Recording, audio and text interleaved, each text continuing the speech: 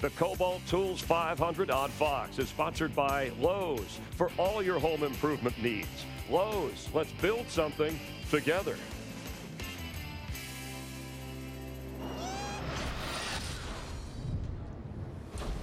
We are right on top of halfway in the Kobalt Tools 500.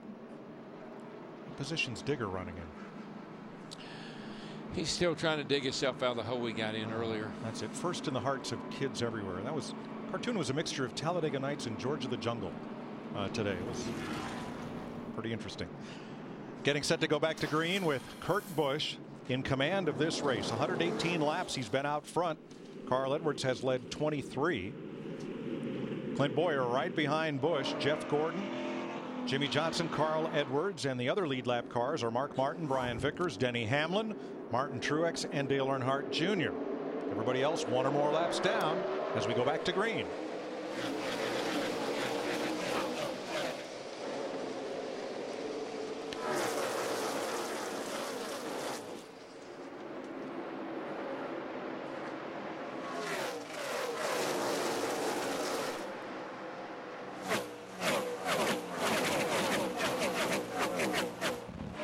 Daryl restarts here. Just hold your breath. They're three wide all over the place. And the way these cars are handling, of course, on new tires, they feel pretty good. But these things are dancing and they're all over the place, dancing with the cars today.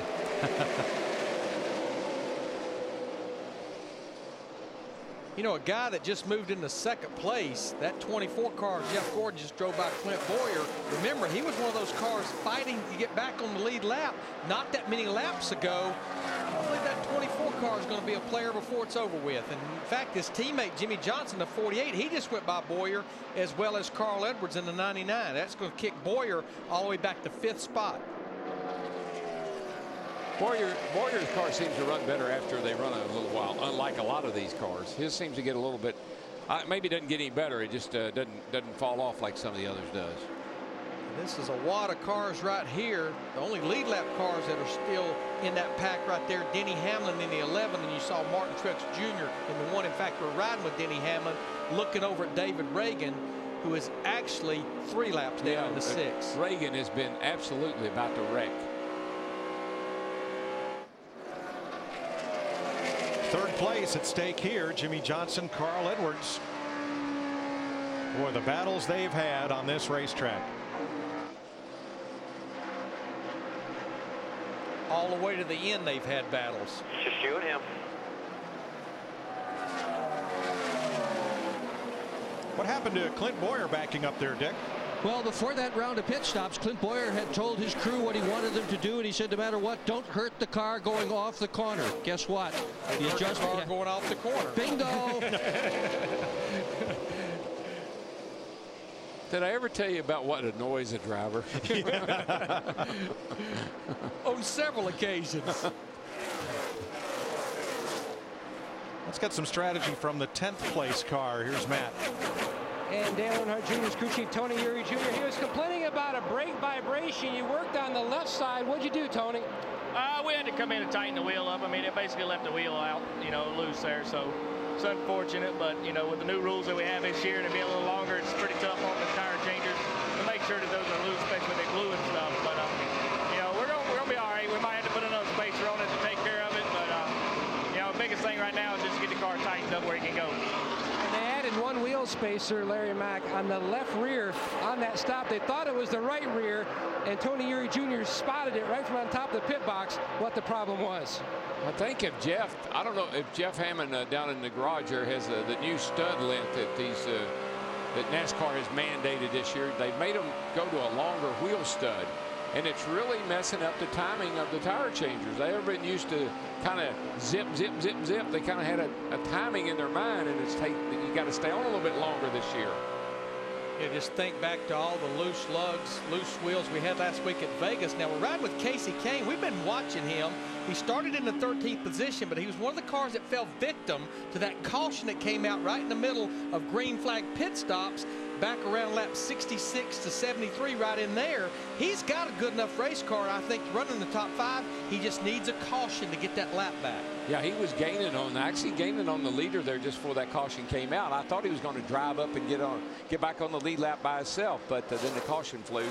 Still got a really good race car today. Yeah, Kane is likely the best car here that is not on the lead lap at the moment. He is, however, in the free pass position if a caution should come out. And you see there, he just goes by Boyer, who is the 6th place car. He's been riding that high line. It's really been working for him to perfection.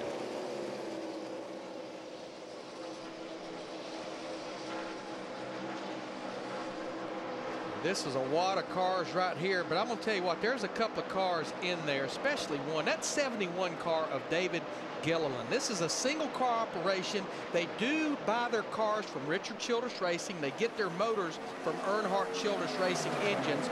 Great run at Las Vegas last week. I talked to the owner, Kevin Buckler, of this car yesterday, and he said, you know what? We're just trying to come in here and do things right and just have solid finishes, and of course the goal be in the top 35 after Bristol. Gilliland started the season with a contract but no ride. He was contracted to Yates Racing. They didn't have anything for him to drive, so they released him, and he hooked up with the Racers Group and having a good run. Now this is Clint Boyer surrendering 6th place, maybe, to Brian Vickers in the Toyota, and here comes Denny Hamlin. Meanwhile, for the lead. And we hadn't had a lot of battles for the lead with Kurt Busch, but Jeff Gordon in that 24 car, our points leader coming in here, goes to the bottom of the racetrack. He wants the lead. They've just got this year, unlike any year before, the 24 bunch, Steve Letarte and them have figured out how to make the car better during the race.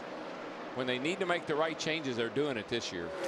But you know, I think the 24 car is better, but you know, we had the pleasure of sitting down with Jeff Gordon. I think Jeff Gordon is on his mark as well this year. Yeah, I think he's more comfortable with his role, not just in racing, but in life in general. He's a husband, a dad. He's working out. He's in good shape. Really all paying off for him. It's almost as if as they went into the second half of last year, they thought the wins would come to them, and he realized he's going to have to go out and fight for him, and that's what he's doing this year. I just think, I always think back to Jeff Gordon, how he won championships under the old point system, or under the structure of the old point system. Just don't beat yourself, hang around, get those good top 5 or 10 finishes. Doesn't work that way anymore. Got to get out there and win some races. But look at these guys. We got 151 laps to go. Look at him, and look at Gordon get loose when he moved up the racetrack. Got to regroup here now. Yeah, right. Kurt Busch retakes the lead. Maybe I didn't want that lead as bad as I thought I did. I'll just fall back here. And Carl Edwards is about 1.5 seconds back. Now Jeff Hammond can show us the new NASCAR mandated longer wheel studs. Yeah, Mike, let's take a real quick look. This is the way the guys used to do it all the time. You just barely see that when the nut is tight, you don't see any threads. This year, look at the other stud. You can now see the threads sticking out past the nut when it's tight. And you got to understand, a lot of these tire changers, they've been doing it the old way so long, they've got a rhythm down, and all of a sudden, they don't get a wheel tight. And that's what the drivers are complaining about. But that's a new mandate from NASCAR. You've got to show that much thread coming through inspection and all during the race. And Larry and Jeff, I'll ask the question, why? Why did they go to the longer stud? I think teams were getting so creative with their lug studs. I mean, we had some teams, especially at the higher speed like Daytona and Talladega, where there was basically no lug stud sticking outside the lug nut because that is rotating weight there. Watching Matt Kenseth, winner of the first 2 races. He is in 12th place, a lap down. And Greg Biffle has fallen 2 laps behind. 50 on the 9, 30 on the leader. Kenseth is racing Kevin Harvick in the 29 for position for 12th place. Kurt Busch, having dispatched Jeff Gordon, is having it all his own way. He has a 0.5 second lead